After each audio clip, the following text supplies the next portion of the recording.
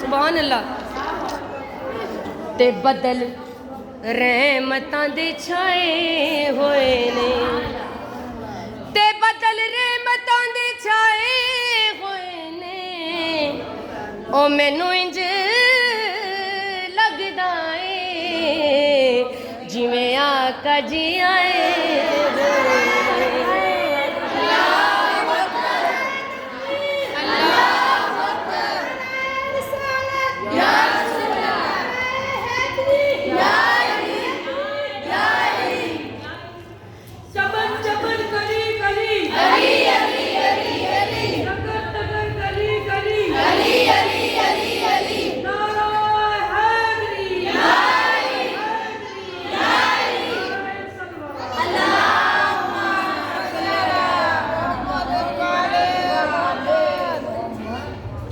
लफ्ज़ बैर, बैर लफ्ज़ का मतलब है दरिया, बैर का मतलब है दरिया। यह बड़ा खूबसूरत फिट किया है इस शेर च शायर ने।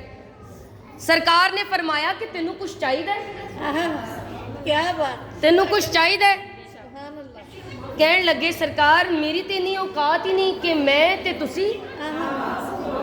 कहन लगे तेरियां ते शाना दी हद ते हदूद नहीं,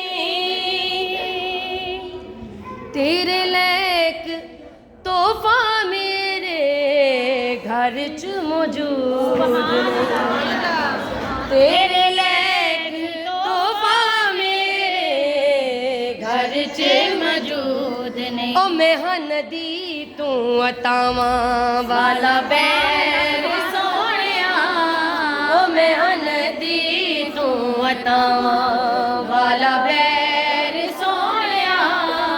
मैं भी छाल माका ओ जरा ठहर, ओ जरा ठहर, ओ जरा ठहर सोहणिया।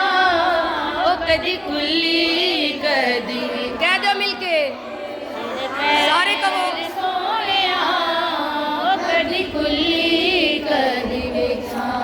सरकार। सरकार मुस्तफा का जिक्र हो रहा, बीबी जी की खिदमत हो रही,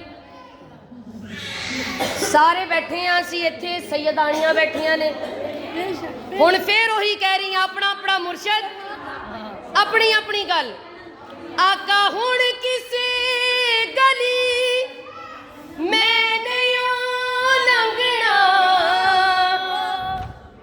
किसे होर कोलों में ते खैर नहीं